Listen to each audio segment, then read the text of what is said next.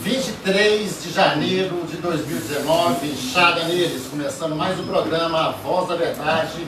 Hoje recebendo aqui o nosso amigo médico, professor da UFMG, ambientalista, referência nacional e internacional, Apolo LG. Obrigado, Apolo. Recebendo também o Dr. Marco Túlio Siqueira, advogado, top, tem muita informação, muita formação, vai participar com a gente. Obrigado. Beth Cury Vaz Melo, representando o Tribunal de Justiça de Minas Gerais, na pessoa dela eu cumprimento todos os juízes e desembargadores do Estado. E Edmund Cury, engenheiro, perito judicial. Vamos falar sobre o mercado imobiliário, que interessa a todos nós, e a doutora Vânia, eu gostaria de registrar a participação da doutora Vânia Figueiredo, advogada e minha sócia aqui na QFL Brasil Imobiliário. Senhores, eu vou pedir licença para ler um pequeno texto aqui. Patriotismo é o sentimento de orgulho, amor, devolução e devoção à pátria, aos seus símbolos, bandeira, hino, brasão, mitos, riquezas naturais e patrimônios material e imaterial, dentre outros, e ao seu povo. É razão do amor dos que querem servir o seu país e ser solidários com seus compatriotas. Gostaria de cumprimentar todos os internautas. Luiz Colucci, nosso amigo da Polícia Federal, está lá no sul, inchada neles. Eugênio Ricas está lá em Washington, né? A DIT da Polícia Federal, fora do Brasil. Um abraço, ou seja, um inchada neles. Vânia do Mundo da Itália, nossa interlocutora na Itália, bacana. Séfora do Canadá. Joaquim Areias de Portugal, Polícia Criminal de Portugal. Portugal está passando uma fase difícil. Vamos falar disso na sequência. Um abraço, Joaquim. Um abraço a todos os nossos amigos daí. Emilson da Fazenda Serra Morena, da Mussarela de Búfalo. Bacana, Emilson. Um abraço. Ministério Público, Gabriela. Um abraço a todos vocês do Ministério Público. Ó, vocês têm que agilizar aí. Tem muita prefeitura aqui no estado e o juiz, o ministro Sérgio Moro já manifestou lá que vai investigar. E tem aqui o Ministério Estadual, que está fazendo um bom trabalho, mas vamos tentar ser mais célere, a Justiça e o Ministério Público, porque tem 3 prefeituras aí, ó, falta cair o prefeito. É um absurdo, desviou milhões e milhões e milhões, e tem que esperar 1, 2, 3 anos para afastar o prefeito. Inchada neles. Subtenente Marinho, nosso amigo aí do plantão policial Minas Gerais, em nome dele eu cumprimento todos os policiais militares do Brasil, inchada neles. Gente, Apolo LG, boa tarde, né? Apolo, fala um pouquinho sobre o que é comunismo e socialismo, se existe hoje, aonde, e o que você acha disso tudo? Bom, é um tema polêmico, então eu vou dar a opinião minha que eu construí na prática. Eu não vou me ater a teorias, não. A ideia socialista, de solidariedade, de distribuição dos bens, de fraternidade, ela sempre existiu no mundo, né? Você sempre teve líderes humanistas, religiosos, propondo uma distribuição equitativa da riqueza produzida na sociedade.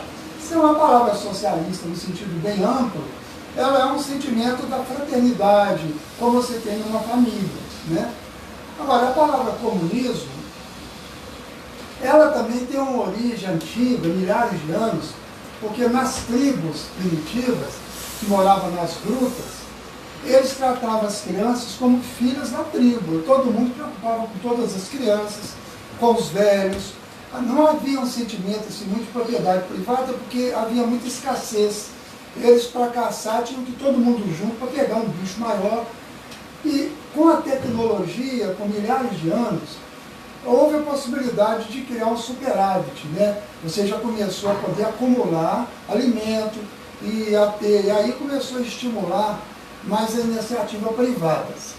O comunismo mais recente, que foi muito estimulado nas lutas na União Soviética, na Rússia, depois na China, ele, na verdade, foi um capitalismo de Estado, ou seja, os países da periferia da Revolução Industrial que eu estou falando é século XVIII, na Europa, Inglaterra e depois França.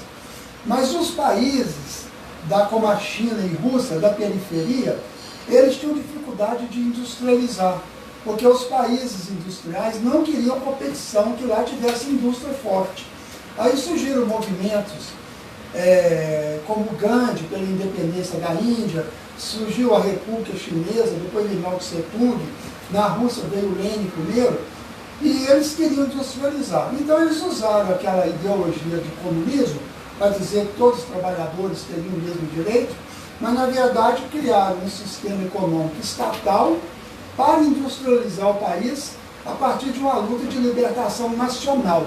Porque o sentimento nacionalista de independência nacional, ele que poderia juntar força para enfrentar os países centrais do capitalismo. Sim. Então, na verdade, eu acho que até hoje não teve comunismo de fato. Teve capitalismo de Estado. Pelo que eu vejo, com licença, pelo que eu vejo, na teoria é muito bacana, né?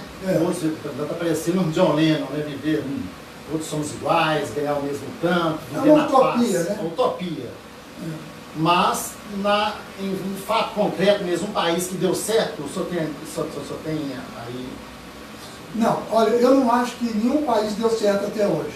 Por exemplo, os países cristãos cometeram os maiores crimes. Jesus não se sente representado em nenhum país cristão. Sim.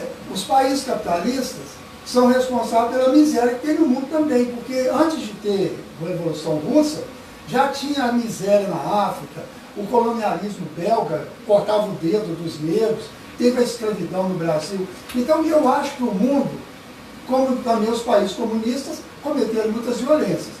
Eu Sim. acho que a humanidade inteira, ela não tem um exemplo de... O que seria melhor, então, para o mundo? O mundo seria melhor com democracia, ou seja, respeitar o pensamento das pessoas, garantir a segurança pública e pensar no povo em primeiro lugar, porque não é possível, com tanta tecnologia, ter gente passando fome, não ter lugar de morar.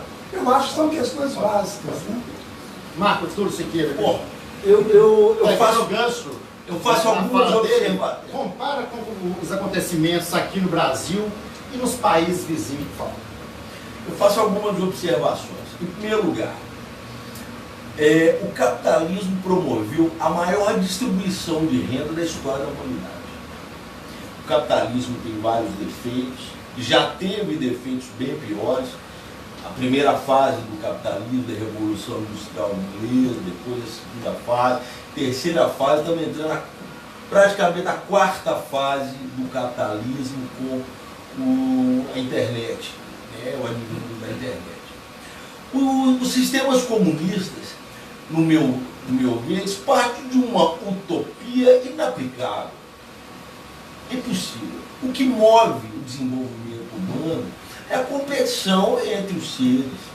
O capitalista, ele promove a distribuição de renda, ele promove o desenvolvimento de seus produtos, a tecnologia, porque o objetivo dele é lucro. Se observarmos os sistemas ditos comunistas, e aqui eu faço uma observação, que o comunismo é bom para os seus dirigentes. Vide Mao Tse-tung, vide Stalin, vide Nicolás Maduro. Nicolás Maduro se diz sistema socialista bolivariano, Fidel Castro. Vive no ouro, o povo aquele presidente da Coreia do Norte. Né? E qual a riqueza que esses países produzem? Praticamente nenhuma. Por quê? Porque não existe a competição. O mundo é assim. Com todos os defeitos que o capitalismo tem, e são defeitos graves que ele tem, mas que não existe sistema melhor. Então nós temos que defender, e uma observação que o nosso amigo Apolo fez, é muito procedente, a questão da democracia. E eu faço aqui mais uma observação. Os sistemas capitalistas modernos são os mais democráticos. Se você pegar os sistemas, os países comunistas atualmente são centralizadores ditatoriais. A observação que eu tinha falado. É permitido uma réplicazinha rápida? Lógico. Réplica. Eu gosto muito do debate. Eu tenho uma coloração mais de esquerda, mas eu sou mais centro-esquerda. Ele é do PT, né? Não, eu fui há 30 anos. Foi há 30 anos. Há 30 anos. E o Marco Antônio, vamos dizer, seria mais de direita. Mas ele não é terrorista, não quer matar os outros. Então nós podemos conversar aqui Claro, diálogo. Eu acho que o Brasil precisa disso, de acabar das ideias. Acabar com a polarização violenta, porque o Brasil unido já é difícil sobreviver no mundo hoje. Sim. Se o Brasil estiver dividido, nós vamos pagar um preço muito caro. Exatamente. Eu aposto na união do povo em cima da verdade, sem encobertar sacanagem, corrupção nem nada. Eu só queria colocar, você, Marco Túlio, nós estávamos conversando antes, você falou da importância do sentimento nacional. Sim. Você não pode esquecer que o capitalismo arrecadou as suas riquezas, a sua acumulação primitiva, em cima do saque e do colonialismo. Então, você reconhece a importância da nação europeia, mas você não pode esquecer que as nações africanas, latino-americanas e asiáticas também têm o direito de ser nacionais. Por exemplo, a China só conseguiu esse desenvolvimento agora, e a Rússia, porque eles enfrentaram uma luta contra as grandes nações capitalistas que queriam democracia dentro deles, mas exportava escravidão, exportava colonização contra os outros. Então, como que nós vamos construir um mundo em que os valores, os princípios, eles são válidos para todos? Eu não posso defender um valor só para o meu país. Eu tenho que respeitar os outros povos e os outros países também. Esse é o grande problema. Mas em nenhum momento eu falei que nós não devemos respeitar, que nós não devemos ter o diálogo, e principalmente que o capitalismo lá na sua origem não teve problemas gravíssimos, absurdos. O colonialismo europeu é um absurdo, uma chaga na história da humanidade. Né? Agora pega hoje o capitalismo, o capitalismo evoluiu. Ele evoluiu. Graças a Deus ele evoluiu. Um sistema mais democrático, mais humano principalmente. Né? Ao passo, aí é que eu discordo do amigo no que tange aos regimes comunistas. E se a gente pegar, por exemplo, a Coreia do Norte, a Cuba, esses países, eles não mudaram. E a China? A China sim, mas por que a China teve esse desenvolvimento sensacional nos últimos 40 anos? Que a China adotou posturas capitalistas. Ela adotou a propriedade privada. Comunismo privada. interno, para fora é capitalista. Exatamente, mas mesmo interno, ela permitiu, ganhando o mundo. Ela permitiu que houvesse empresários na China, porque ela conseguiu enxergar as vantagens do capitalismo. É o que o senhor disse, eu já falei há pouco aqui.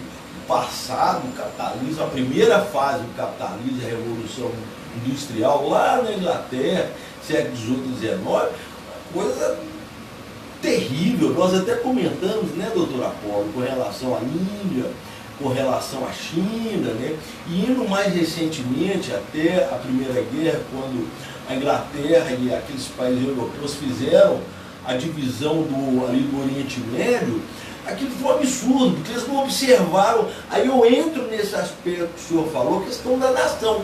Eles não observaram o sentimento de nação daqueles povos ali do Oriente Médio. E nós sofremos até hoje com isso. Porque o Oriente Médio é um caldeirão ali que pode explodir a cada momento. Porque eles não respeitaram aqueles grupos ali nacionalistas do Oriente Médio. Quer dizer, os sírios, os libaneses, os afegãos, aquela turma. Nasser, né, no Egito. Nasser, Gamal Abdel Nasser, aquela série de coisas. O que é um absurdo. Eles foram arrogantes. Por isso que a Europa hoje, ela peca por um sentimento de culpa terrível, tentando, vamos dizer, uma forma de compensação com aqueles males gravíssimos que ela causou durante o período do colonialismo, mas é o que nós comentamos de uma forma errada. Em vez de investir lá no local, poxa, nós erramos, invadimos, vamos investir para o povo vamos lá, fixar, né, o povo lá. Agora, Exatamente. só uma coisinha, você não pode esquecer também, porque nós temos que reconhecer o erro dos dois lados. Sim. A Exatamente. história é ambidestra. Isso é importante. E você não pode esquecer que as duas maiores guerras mundiais, a Primeira e a Segunda Guerra Mundial, foi produzida pelos capitalistas, pelos países capitalistas. Alemanha, Inglaterra e tal. Então, Alemanha, França, né? então França. Então, tanto o capitalismo quanto os países comunistas têm que fazer suas autocríticas. Não é culpa, né? Exatamente. Nós não podemos ficar O importante é maniqueístas nós- e achar só que um lado Aqui no tá Brasil, certo. eu penso. A história é ambidestra, ela trabalha com a esquerda e com a direita. Sim. Uma corrige a outra. Mata tudo. Aproveitar as coisas boas de Claro. cada um dos dois Claro. sistemas. Mas eu acho que esse é o caminho. Se observa na legislação trabalhista, aqueles direitos que o trabalhador tem, 13º, férias. Eu te dou um exemplo meu pessoal, no início da minha vida profissional, lá na década de 80, eu fui caixa de banco. Eu não tinha vale transporte, eu não tinha vale alimentação. Um absurdo. Nós já conquistamos várias coisas justas. Exemplo, para alimentação. A luta dos trabalhadores, A luta né? dos trabalhadores. Porque se for só a luta dos capitalistas, Sim. eles vão querer só lucro para eles. Mas é o que o senhor Eles não falou. pensam na família dos pobres. Tem que pensar no que o pobre é gente também. Né? É o meu telefone. Pode desligar, Desliga. pode apagar aí da Índia. Ô, gente, agora eu peço aqui, ó, um ponto de vista. Desculpa, Mauro. Nós vamos Eu, voltar. quando a te prosa é boa, cumprimento, né? eu, quando te cumprimento, te dou a mão direita. Também. E você não me dá a sua mão esquerda. É porque a direita é boa. Aqui, A direita é melhor que a esquerda. nós vamos voltar nesse assunto e falar sobre o governo Bolsonaro, as medidas aí, posse de arma, ferrovias que eles anunciaram que vão fazer, interessante. Quando você falou em metrô, naquela época também você não recebia vários metrô, não, né? Aqui no Horizonte Não existia. nem vai ter. Era três Se a gente não segundos. reclamar, nem vai ter. Nós vamos ficar sofrendo aí com o transporte público muito tempo. É hora de nós juntarmos forças e tentar mudar o Brasil. Já conseguimos mudar agora nessa eleição, vamos torcer para que faça um bom governo. Mas fazendo crítica construtiva, se errar, nós vamos criticar. Mas muita gente, aqui nós temos o Apolo da esquerda, assumido aqui, mas está torcendo para fazer um bom governo. Ele tem crítica, vai falar depois. Tem o Marco Túlio também, da mesma forma. Nós temos um ponto em comum. Nós queremos o futuro melhor da nossa nação. Nós queremos o fim da corrupção inchada neles. Beth Cury, seja bem-vinda aqui mais uma vez. Obrigada, Mauro. Beth Cury, representando o Tribunal de Justiça de Minas Gerais, ela vai falar para a gente o trabalho desenvolvido, social, né? Bacana, me parece que é da Magis e do TJMG, O não Tribunal é? de Justiça é uma creche, né? Que nós temos no bairro Mariana de Abreu, bem no meio de uma favela, e que a gente atende crianças desde o berçário, lá até 7 anos. Depois de 7 anos, a gente tem uma outra em frente que chama NAC, que são os meninos adolescentes, né? É na adolescência.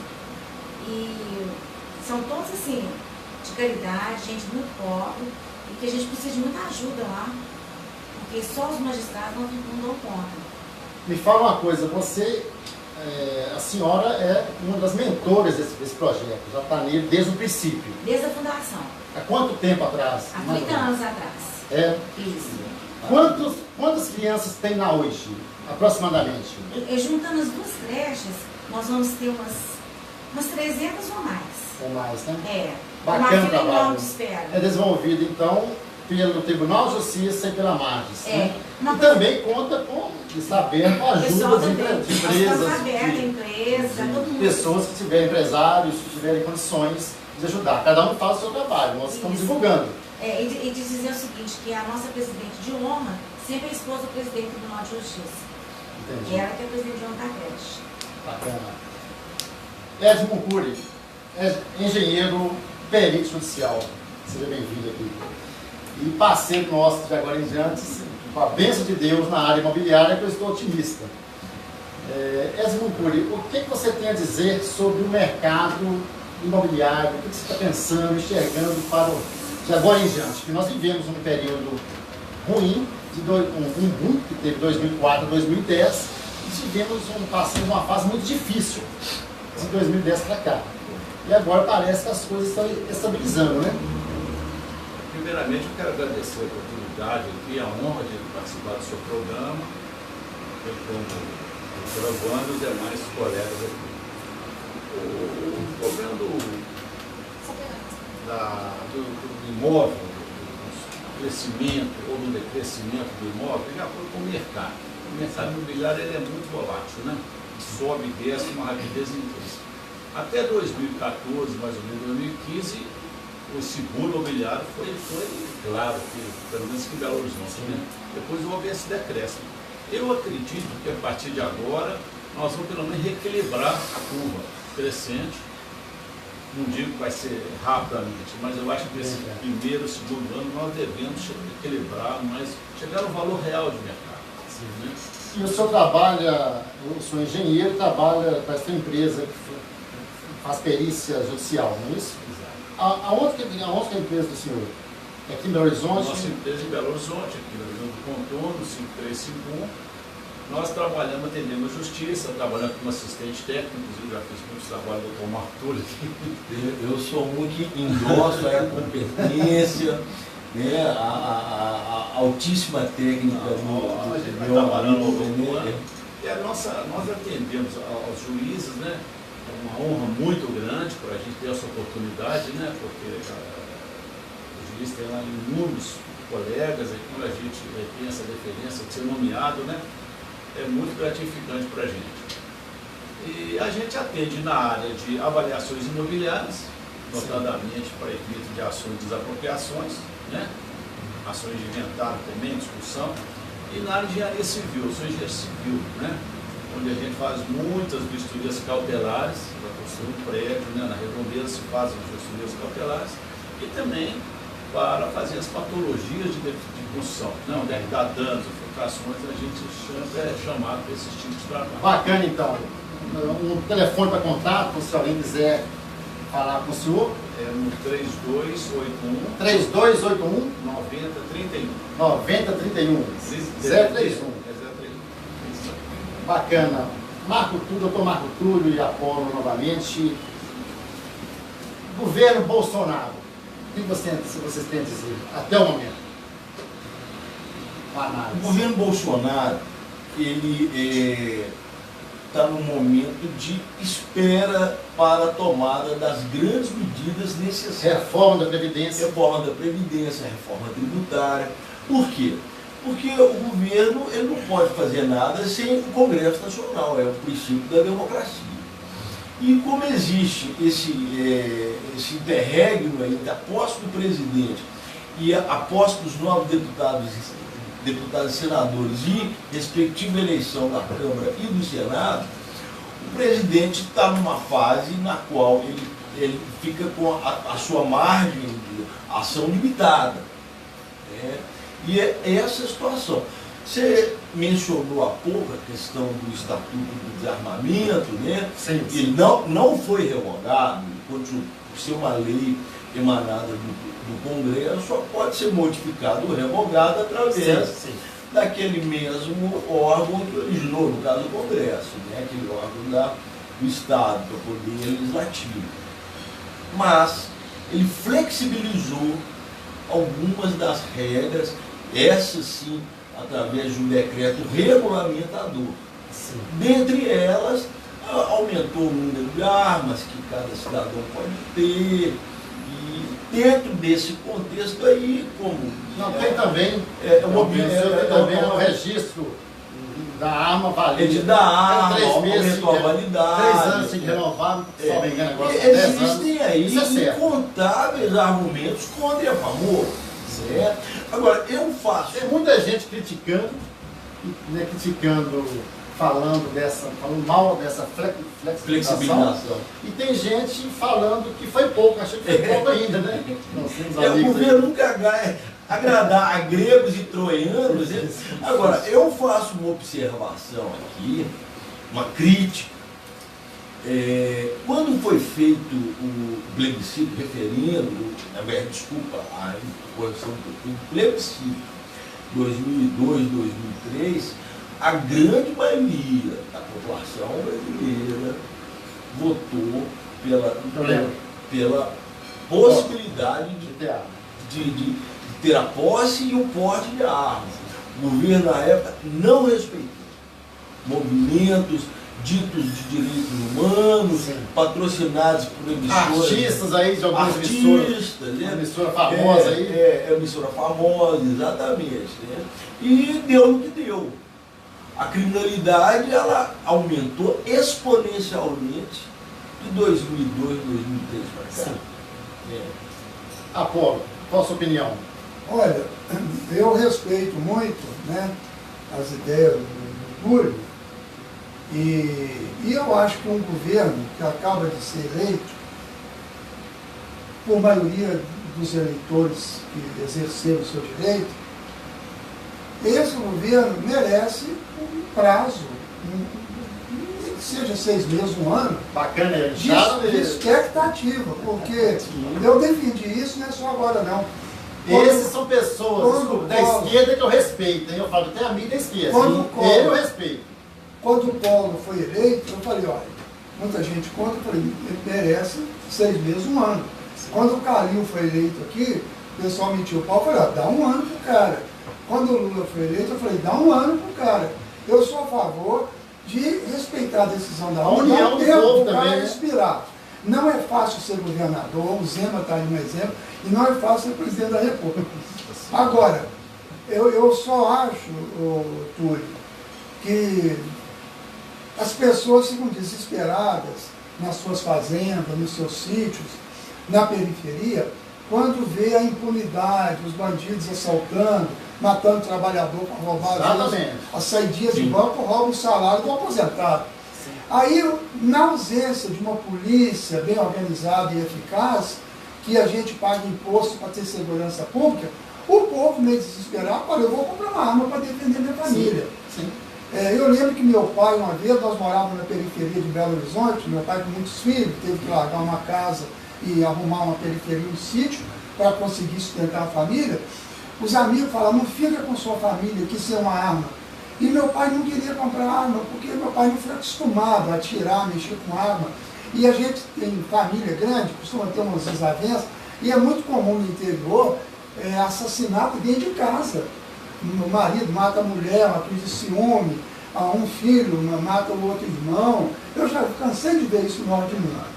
Então, eu acho que a solução ideal é o Brasil construir uma polícia na qualidade da Polícia Federal.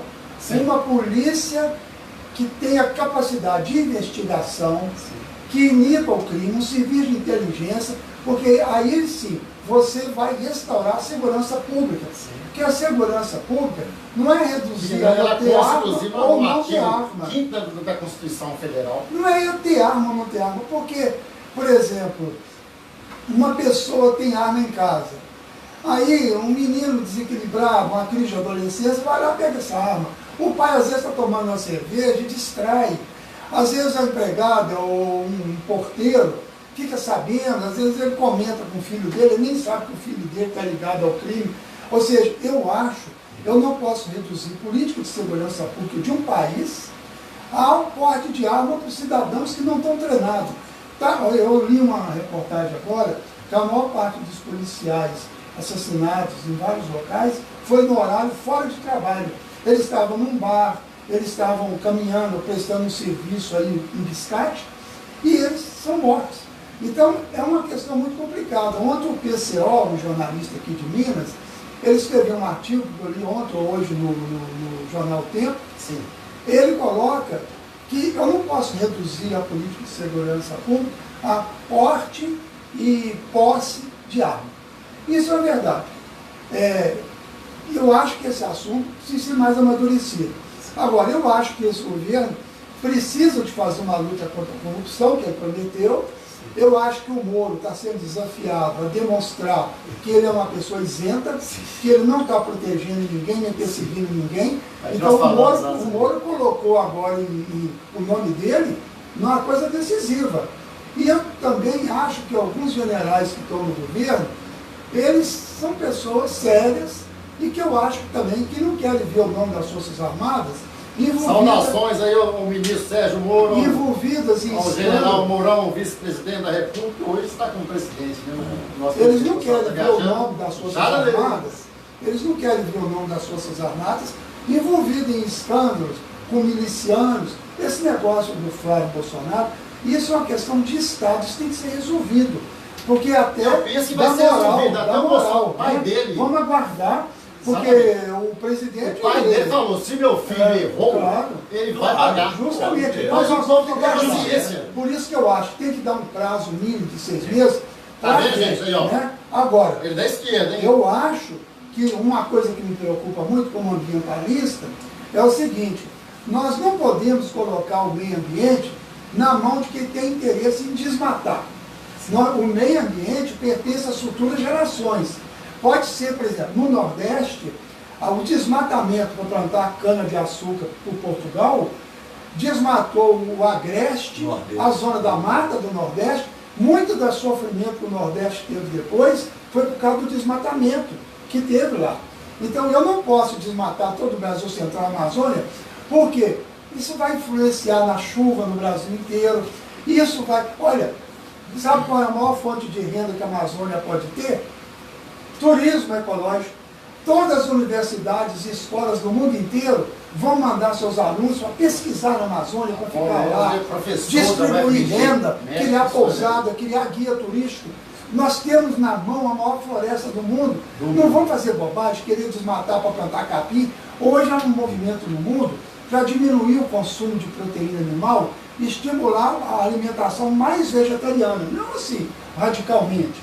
E porque a maior parte do desmatamento no Brasil foi feito para introduzir o gado. Então, nós temos que pensar bem. Eu estou disposto a conversar com o agronegócio, a conversar com o ministro do Meio Ambiente e da Agricultura. Eu vou como cidadão brasileiro. Eu não defendo partido nenhum. Eu acho que nós temos que ter um movimento da sociedade. Nós temos que ter um movimento da sociedade para dialogar com o governo sem entrar no filtro partidário. Os partidos no Brasil, eles não estão numa situação muito boa. A sociedade tem que falar em sua opinião. Né? Está otimista. Mauro, deixa eu só fazer uma observação ao amigo Apolo. É com relação à questão da... Eu estou voltando à questão do desarmamento. Eu trouxe uns dados aqui, que estão aqui, é do assessor do Congresso Nacional, do Senado Federal. Ele se chama Fidelis Antônio Fantin Júnior. Ele fez um projeto em 2015 e atualizou agora, quando o Bolsonaro divulgou esses dados. Olha o que ele... Algumas coisas aqui, eu pus entre aspas aqui. A probabilidade de, por exemplo, um homicídio ocorrer por parte de um cidadão comum que porte uma arma, ainda que ilegalmente, é bastante reduzido se comparado ao número de homicídios cometidos por criminosos habituais. Vale dizer, a maciça maioria, inclusive a maciça maioria dos assassinatos são bandidos, são feitos por bandidos. Pessoas que habitualmente usam armas, usam ela, entre aspas, aí, né? Instrumento de trabalho. E vai continuar assim. Aqui, olha aqui, olha. Estatísticas dão conta de que menos de 1% das vezes que se usa arma para defesa resulta em ferimento ou morte. Ou seja, você mencionou a questão do interior, o Mauro também. Gente, não sei se o telespectador, os meus amigos aqui, têm notícias, amigos, parentes no interior, principalmente da minha região Triângulo Mineiro, que tem notícias lá. E gente vendendo fazenda a preço de banana, porque não tem segurança. Isso não é só lá. Vocês pensam bem. Um abraço para minha mãe Neuza, que o sujeito está no meio do mato, num sábado, 2 horas da manhã. Chega um bando de assaltantes lá. Armado com arma pesada. Armado com arma pesada. Arma pesada. Agora, treinado. Ele vai ligar para quem é aquela hora. Outra observação. Isso aqui é uma coisa óbvia que o senso comum nos diz. O ladrão, ele tem a oportunidade de assaltar essa casa ou a outra. Nessa aqui, ele tem grande...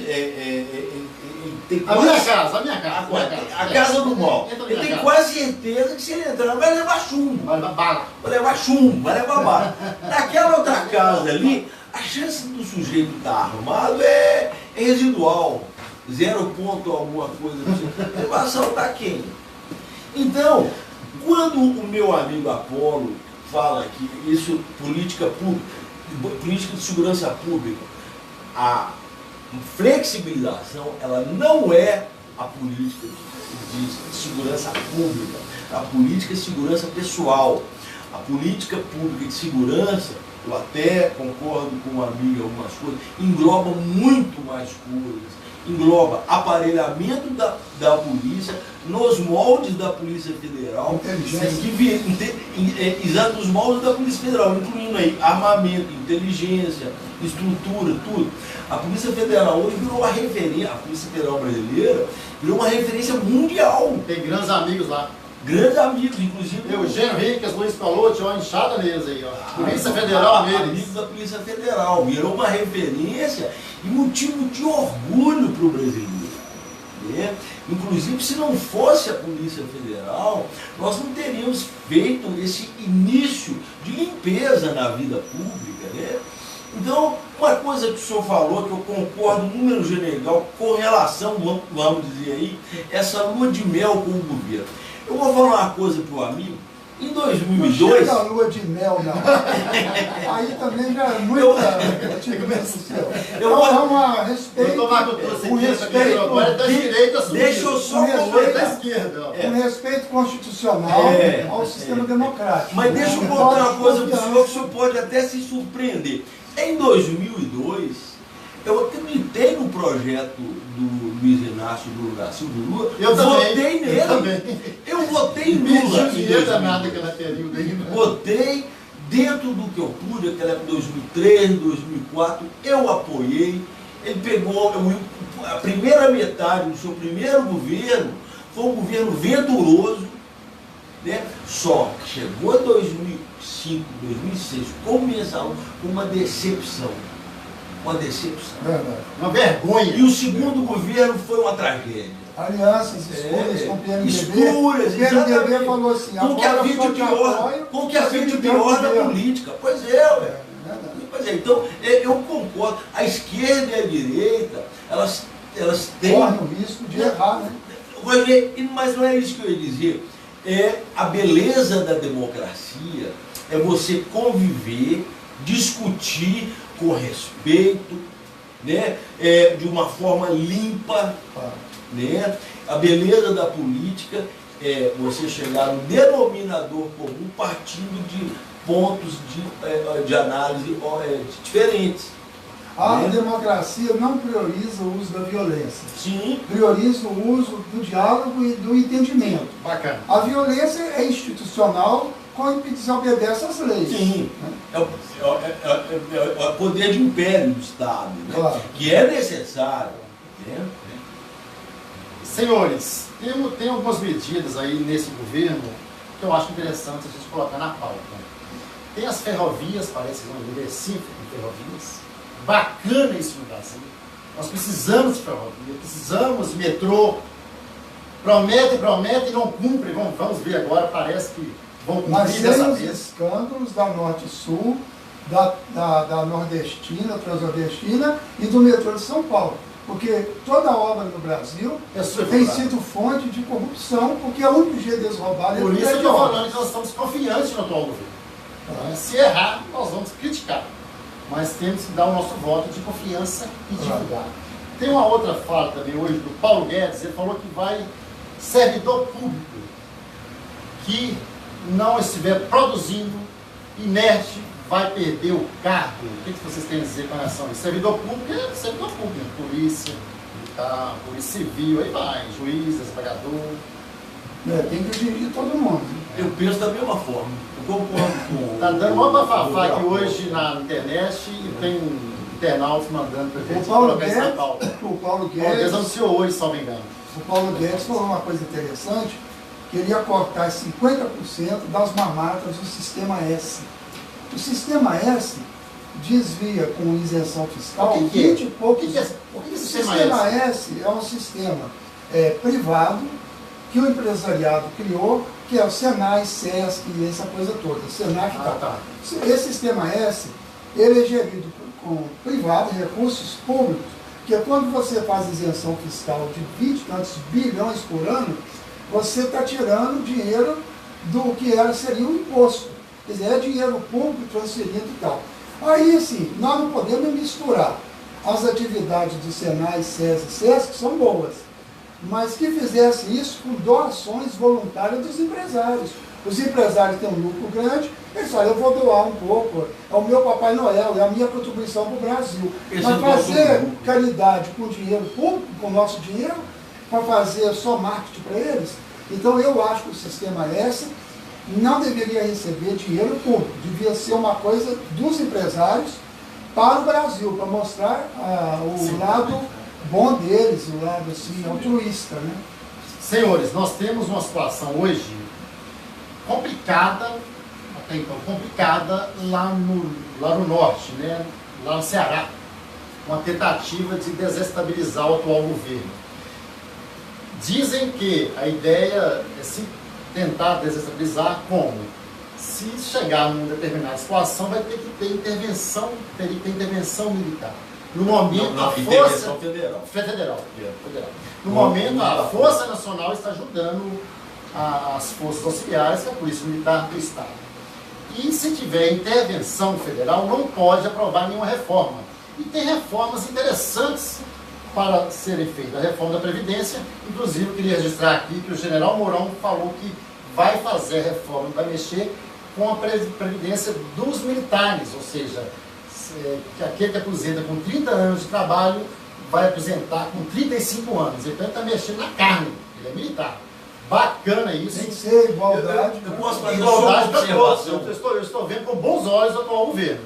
Tem coisas erradas aí, talvez sejam erradas, mas vão ser apuradas, a meu ver, no devido processo legal, sem estardalhaço, por causa dos R$2.000, 2.000, sendo que bilhões aí foram por água abaixo. Eu posso fazer só uma observação? Sim, ótimo. Vocês analisem. Nós temos 8 minutos. Tá, isso está acontecendo no Ceará. Os novos governos estaduais e o governo federal Bolsonaro tomaram posse no dia 1º, no dia 2 começou. Impressionante. Vocês acham que isso aconteceu?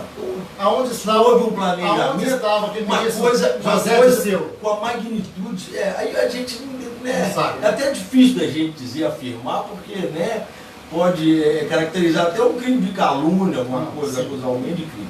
Eu não digo que seja isso, mas que existe, mas que existiu um planejamento. Eu estou afirmando que está rolando nas na redes sociais. Eu internet, estou afirmando de forma eu já li. alguma. Inclusive, Mas já encontrei com o José Dirceu. que é claramente uma medida para desestabilizar, pelo motivo que o Mauro falou. Se houver uma intervenção federal, nos moldes que houve no Rio de Janeiro, não pode haver nenhuma alteração na Constituição. Sim. E essas mudanças, que eu não falo nem de interessantes, eu uso o termo interessantes, são absolutamente necessárias. Absolutamente necessárias. Previdência, reforma tributária. A conta tem que fechar, política, a conta tem que fechar, ué. Olha só, eu vi um dado essa semana que passou, só durante os primeiros 15 dias, o déficit da Previdência foi maior que a verba utilizada para todo o sistema de educação do ano. A coisa Nem o surreal. governo mexeu nisso, só prometeu. A coisa Seja surreal, PSDB, PT, ninguém mexeu. Duas observações. Eu poderia também levantar hipótese, por isso que eu acho perigoso levantar hipótese. Tem que deixar esclarecer. É claro que a Polícia Federal e o Serviço Nacional de Informação está aí tentando resolver isso, eles vão saber. Mas o governo do Ceará é do PT. Então eles estão tentando inviabilizar um governo do PT. Então eu poderia até dizer que era coisa contra o PT. Eu não vou falar isso. Eu também sou contra ficar colocando o Zé Dirceu como um super poderoso. O cara não está, ele está com nada atualmente. mesmo dentro do PT, ele está numa coisa pior, processado e tudo. Eu acho que é interessante que querem desestabilizar o país, mas é a mão do crime organizado. O crime organizado, o PCC, o Comando Vermelho, eles são muito poderosos. Infelizmente, eles se aproveitaram de anos e anos aí de desleixo com a segurança pública, o desmantelamento da polícia, e cresceu igual um câncer. Abertura da fronteira, igual um câncer. Ele cresceu. câncer. E aí o que acontece? Todo o povo brasileiro, direita e esquerda, estão sofrendo por isso. Todos. Nós não podemos também aí achar que isso aí é uma coisa mais O sofrimento da partidária. da direita ou da esquerda. Então o Brasil tem que se unir para o combate. E esse crime organizado, ele está ficando rico com o tráfico de armas e de drogas, que são patrocinados não por pequenos traficantes de favela. Eles são criados por empresários do tráfico de armas. Nós temos que estar unidos no Brasil nessa frente. Eu acho que nós podemos ter as maiores diferenças políticas na macroeconomia, mas nós não podemos nos dividir por questões básicas que interessam a todo brasileiro. Você está correto. Eu até defendi no Facebook, quando teve a intervenção no Rio, eu defendi que o pessoal de esquerda fosse aos militares fazer um diálogo. Porque todo o povo do Rio estava com medo do crime. Então era o momento de mostrar a unidade. Estamos finalizando o nosso programa A Voz da Verdade. Eu gostaria de colocar mais um assunto na pauta aqui, que sejamos bem breve, sobre Câmara Federal, Senado Federal. A minha opinião, eu vou compartilhar agora com os internautas, eu acho que Rodrigo Maia seja estratégico o Bolsonaro, esse governo, se aliar nesse momento. Porque nós temos uma movimentação negativa no norte, como foi falado agora, e a Força Nacional está tentando combater, minimizar, parar com esse crime lá, né? Conter. Mas se tiver uma movimentação no Rio, o Rio tem muito aglomerado, né? Tem lugares que não dá para ir para São Paulo, então seja estratégico, por isso também o Rodrigo Maia continuar sendo representante aliado do governo na Câmara Federal. Agora, e o Renan, gente? Me fala uma coisa, e o Renan? Qual a opinião de vocês? O Renan representa tudo que nós combatemos. Hashtag fora poucas palavras. Acabou. O Renan Calheiros, ele foi o líder do governo Collor. O Renan Calheiros sobrevive em todos os governos. Ele já foi deposto do Senado, voltou. Ele é muito inteligente nessa política velha. Agora, eu não acho que o Maia... Tem uma mulher entrando agora, né, para concorrer. Simone Tebet. O que vocês acham dela?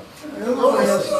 Ele é filho do Ramos Tebet, que foi presidente do Senado. Eu não conheço ela. Agora, eles estão falando aqui que qualquer um é melhor que o Renan. Eles estão falando. Agora, por que ele Eu não vou salientar aqui, o que eu estou falando aqui, muitas vezes eu estou lendo o que o internauta está falando. Eu mencionei José Dirceu, não de forma alguma querendo acusar de uma coisa. Não tenho certeza, mas o internauta fala, eu falo obedecendo o internauta. Agora, por que não faz uma renovação, não tenta uma renovação na Câmara e no Senado?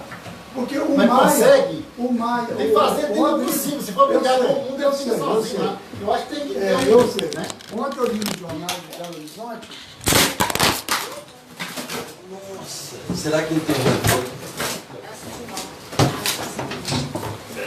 Desliguei.